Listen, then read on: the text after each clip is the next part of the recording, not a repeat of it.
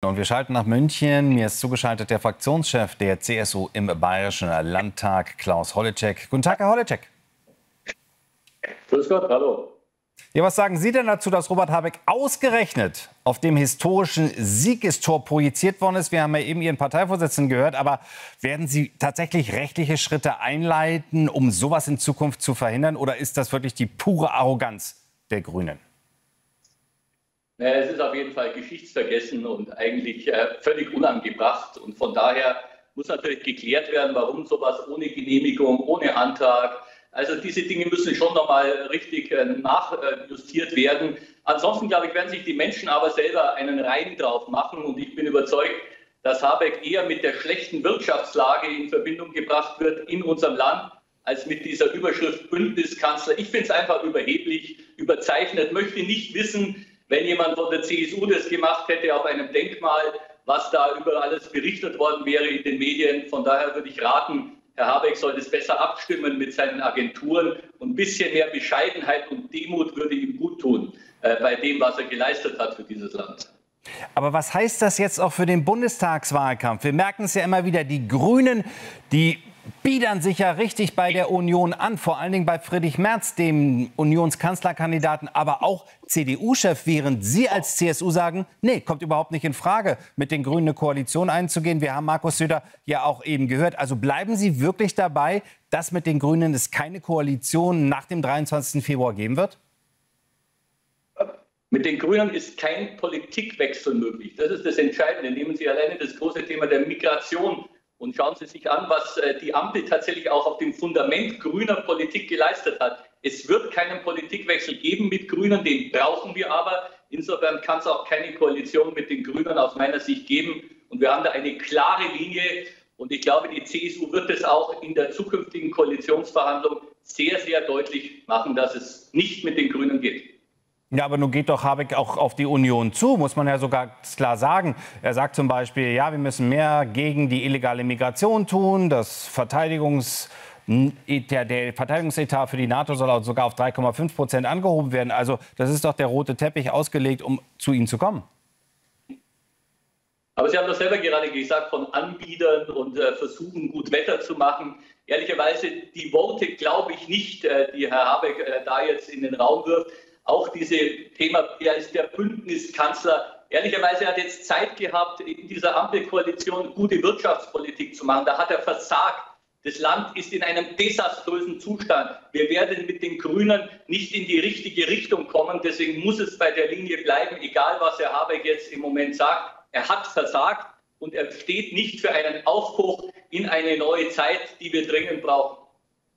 Herr Holleczek, aber mit Verlaub, in der CDU scheint man das anders zu sehen, denn Schleswig-Holsteins Ministerpräsident Daniel Günther hat über Ihren Parteichef und seinen bayerischen Amtskollegen Markus Söder im Umgang mit den Grünen nun Söder aufgefordert, Zitat, einfach mal den Mund zu halten. Das muss doch für Schnappatmung in der CSU sorgen. Ach, ich würde sagen, der Ministerpräsident sollte sich selber dieses Themas annehmen und vielleicht selber auch mal den Mund halten. Ich glaube, das wäre hilfreicher. Wir bleiben bei der klaren Linie. Wir brauchen auch keine Ratschläge aus Schleswig-Holstein.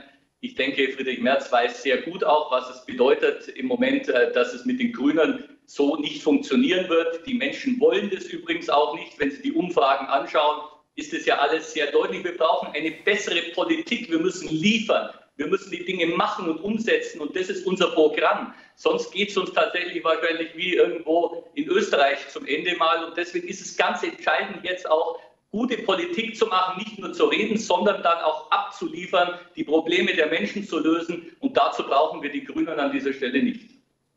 Sie haben es eben angesprochen, das Stichwort Österreich. Also jetzt die FPÖ, die Rechtspopulisten werden mit der ÖVP über eine Koalition verhandeln. Glauben Sie, dass das auch einen Effekt auf Deutschland haben wird? Heute ist wieder eine Umfrage veröffentlicht worden, dass die Union 1 Prozentpunkt verloren hat auf 29, immer noch stärkste Kraft. Aber die AfD zugelegt hat auf 21. Also wird die Brandmauer der Union gegen die AfD tatsächlich bestehen bleiben nach der Bundestagswahl? Ich glaube, die Brandmauer muss bestehen bleiben und wir dürfen uns jetzt da auch nicht aus dem Konzept bringen lassen. Wir müssen einfach Politik machen, die die Menschen überzeugt und ich bleibe dabei. Das wird nur damit gehen, dass wir liefern, machen und tun und die Menschen wieder Vertrauen zurückgewinnen in die Handlungsfähigkeit derer, die dann auch gewählt werden. Und dazu haben wir ein gutes Programm, eine klare Linie mit einer klaren Kante.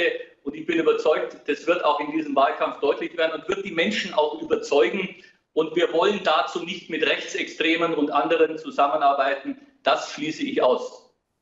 Und wir sehen, die Migration wird also eine große Rolle spielen in diesem Bundestagswahlkampf. Wir haben in Bayern ja den Fall mit dem Migrationszentrum in Regensburg. Wie stehen Sie dazu? Also glauben Sie, dass auch diese regionale Geschichte tatsächlich eine bundespolitische Auswirkung haben kann? Denn es ist ja auch denkbar, dass das auch in anderen Städten Deutschlands passieren könnte. Also ich glaube, wir haben in Bayern bei dem Thema sehr viele Dinge richtig gemacht.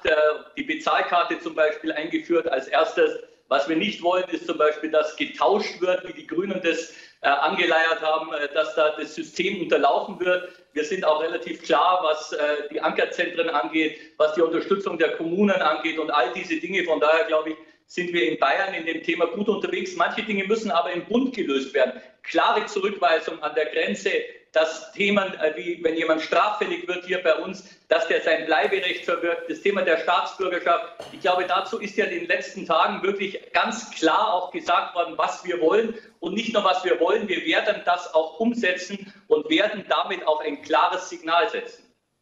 Wie wichtig ist dieses klare Signal auch, dass Friedrich Merz und Markus Söder offenbar wirklich ihren Schulterschluss durchhalten werden und tatsächlich gemeinsam vorgehen? Ist das die Konsequenz tatsächlich aus dem Desaster 2020, was die Schwesterparteien gelernt haben? Geschlossenheit ist die Basis für den Wahlerfolg. Und ich denke, Markus Söder hat da einen großen Teil dazu beigetragen, dass rechtzeitig diese Frage geklärt wurde, dass wir geschlossen und geeint sind, dass wir so große Schnittmengen haben wie noch nie in der Union und es auch nach außen vertreten können. Das ist für mich die Basis, um die Wählerinnen und Wähler zu überzeugen mit einem guten Angebot und mit einem Politikwechsel, der für dieses Land notwendig ist. Das, glaube ich, ist das Thema, das den Wahlerfolg letztlich herbeiführen wird. Klaus Holleczek, der CSU-Fraktionsvorsitzende im Bayerischen Landtag. Herr Holleczek, ich danke für das Gespräch. Wir sind gespannt und Thema Schulterschluss 13 Uhr live bei uns. Pressekonferenz aus Klosterseeon. CDU-Chef Friedrich Merz, CSU-Chef Markus Söder gemeinsam vor den Kameras. Wir werden live mit dabei sein. Danke Ihnen nach München.